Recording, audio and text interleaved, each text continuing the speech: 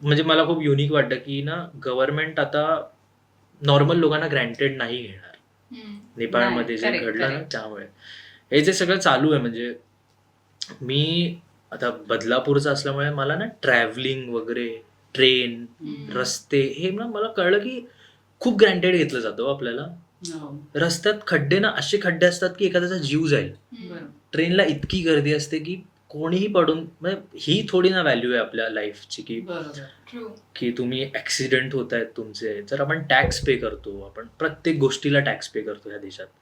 आणि तुम्ही जर आम्हाला फॅसिलिटीज नाही देत तर मग ऑब्व्हियसली हेच असंच समोर काहीतरी येईल. आपल्याही कंट्रीज होईल. सो त्याच्या आधीच असं मला वाटतं की आपले पॉलिटिशियन्स आहेत बऱ्यापैकी आत्ता कुठे चांगले. So somehow you have to be very conscious आणि माइंडफुल असणं पण गरजेचं आहे. हो, म्हणजे हो, हो. सायमल्टेनियसली तुम्हाला ही साईड पण तुमची ओपन ठेवायला लागते, जिथे तुम्हाला Yes.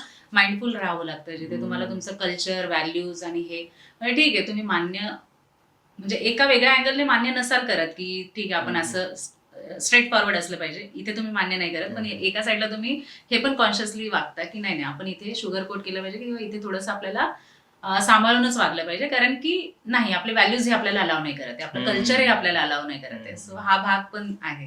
हो हो. आणि त्यामध्ये ना एक कॉन्फिडन्स ही पण गोष्ट असते की अच्छा. आपल्याला माहिती असतं. आता म्हणजे फॉर एक्झाम्पलच तुम्ही बघा, आपण भले असं थोडंसं असं बसलो, पण ही एकदम चिल बसली. म्हणजे मला खूप आवडतं म्हणजे सॉर्टेड यार मैत्री, म्हणजे भारी.